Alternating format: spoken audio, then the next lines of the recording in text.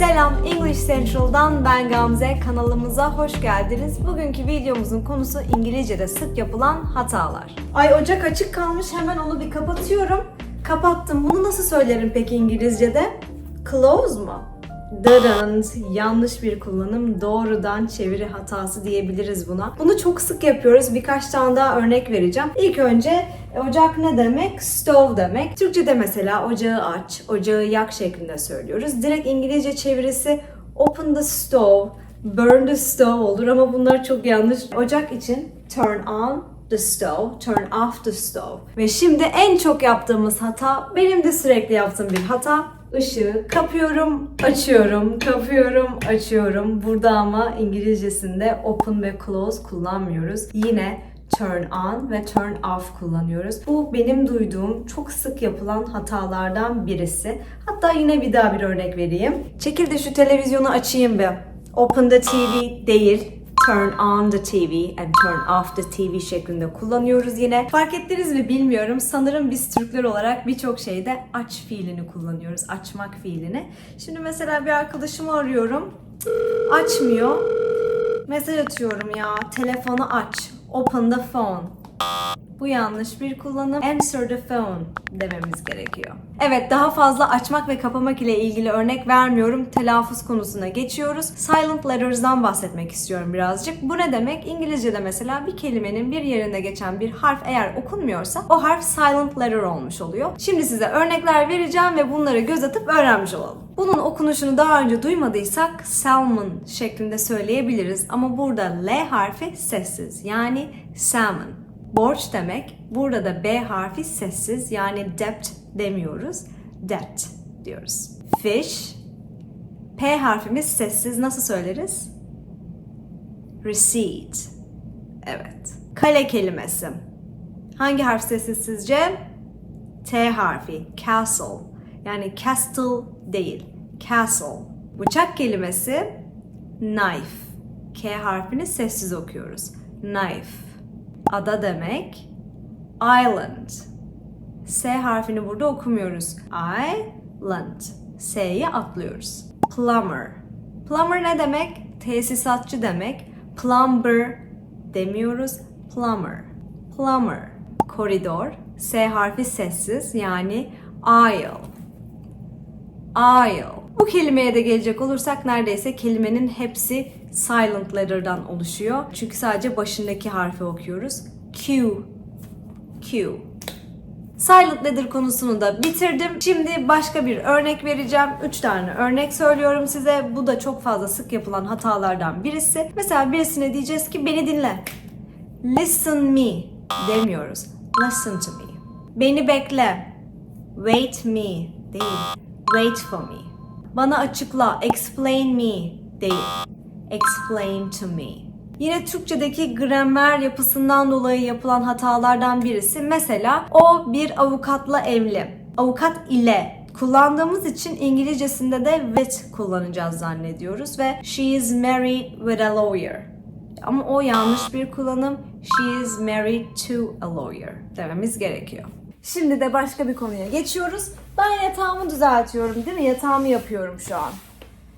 Do the bed or make the bed. Bu da İngilizce'de çok sık yapılan hatalardan birisi. Make versus do. Bunların arasında nasıl bir fark var diyecek olursanız eğer, make daha çok yaratmak, üretmek anlamında. Do ise görev anlamında kullanılıyor. Mesela çocuğunuza diyeceksiniz ki ödevini yap. Bak şimdi, make your homework mı, do your homework mı? Ödev yapmak bir görev gibi olduğu için do your homework demek doğru bir kullanım olacaktır. Onun dışında mesela ben bir hata yaptım. I did a mistake mi, I made a mistake mi? I made a mistake. Burada make fiilini kullanıyoruz. Çünkü ben bir ortaya hata çıkarmış, hata yaratmış oldum. Başka bir örnek, karar vermek mesela. Do a decision mı, make a decision mı?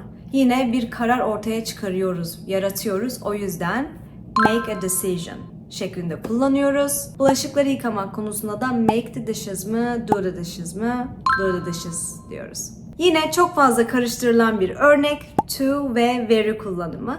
To kullandığımız zaman aslında cümleye böyle daha negatif bir şeymiş anlamı katıyor veya ikaz durumlarında da kullanabiliyoruz. Örnek vereyim hemen. This coffee is too hot. Yani bu kahve çok sıcak. Yani olumsuz anlamda aşırı derecede sıcak. This coffee is very hot. Bunu da kullanabiliriz. Burada diyoruz ki ay bu kahve sıcak yani bayağı sıcak. Epey sıcak. Ama asla içilemeyecek kadar sıcak değil. Too hot dediğimiz zaman yani haddinden fazla sıcaklıkta anlamına geliyor. Başka örnekler de vereyim. He is driving too fast. It's dangerous. Yani çok hızlı sürüyor. Ama bu olumsuz anlamda gördüğünüz gibi. Veya this phone is too heavy for me to carry. Bu telefon benim taşıyabileceğimden çok ağır. Very heavy değil. Burada too heavy for me to carry.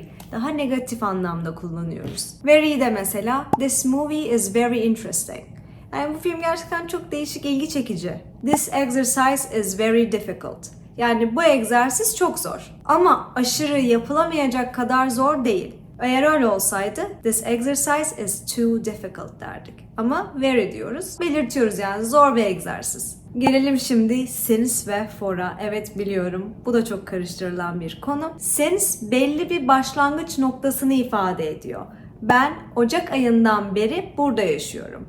I have been living here since January. For da bir sürenin uzunluğunu ifade ediyor. 3 aydır burada yaşıyorum. I have been living here for the past 3 months. Bu arada 3 demişken başka bir en sık yapılan hatadan bahsetmek istiyorum. Biz 3 diyemiyoruz. İngilizce'de 3 nasıl deriz? Lütfen söyleyin. 1, 2, 3 diyoruz. 3 ağaç demek ama İngilizce'deki 3 three. Orada bir H harfi var. Yani dikkat edin. 1, 2, 3 değil. 1, 2, 3. Son olarak da şundan bahsetmek istiyorum ki İngilizce'de bazı kelimelerin çoğulu yok. Ne demek şimdi bu? Şöyle ki mesela bana diyebilirsiniz ki ay senin takıların çok güzelmiş. Takılar. Ama İngilizce'de jewelry şeklinde kullanılıyor. Your jewelry is beautiful. Yani 10 taneden de bahsediyor olsak jewelries şeklinde olmuyor. Jewelry. Başka bir örnek mesela bir sürü ev eşyası aldım. İşte koltuk aldım. Furniture. Demek ya. Furnitures. I love your furnitures. Furnitures diye kullanmıyoruz. Furniture'dır. Luggage kelimesi de yine aynı. Luggage ne demek? Valiz demek. I have 2 luggages. 2 tane valizle gidiyorum tatile. Hayır. Luggage'ın çoğulu yok. Diyeceğiz ki I have 2 luggage. Başka mesela havalar çok güzel. Weather. Yani bunun çoğulu yok İngilizce'de. Weathers demiyoruz biz Türkçe'de havalar çok güzel diyoruz ya. Veya havalar değişiyor ya. Weathers are changing. The weather is changing şeklinde kullanıyoruz. Evet son örneğim. Saçların çok uzun. Bakın Türkçe'de nasıl söylerken çoğul haline getirip söylüyoruz saçlar şeklinde. Ama İngilizce'de çoğul haline getirip hairs demiyoruz. She has long hair. Uzun saçı var. I have long hair. Long hairs demiyorum. Saçlarım uzun demiyorum. Bugünkü videomuz bu kadardı. Unutmayın hepimiz hata yapıyoruz. Önemli olan hatalarımızın üzerine gitmek, düzeltmek, öğrenmek ve bol bol pratik yapmak. English Central'da da sizinle pratik yapacak alanında uzman, deneyimli bir sürü öğretmenimiz var. Bu videoyu beğendiyseniz ve İngilizcenizi geliştirmek istiyorsanız daha fazlasını öğrenmek için English Central uygulamasını indirebilirsiniz. Eğer ilk defa kayıt olacaksanız kayıt olduktan sonra sizlerin hesabınıza bir adet ücretsiz deneme dersi tanımlanıyor. Harika bir haber bu çünkü bu da demek oluyor ki 20 dakikalık bir adet özel ders hakkınız oluyor. Hem English Central'ı deneyimlemiş oluyorsunuz hem de İngilizce seviyenizi öğrenmiş oluyorsunuz. Yani eğer English Central'ı henüz indirmediyseniz bu fırsattan yararlanın. Bir sonraki videoda görüşmek üzere. Kendinize iyi bakın. See you!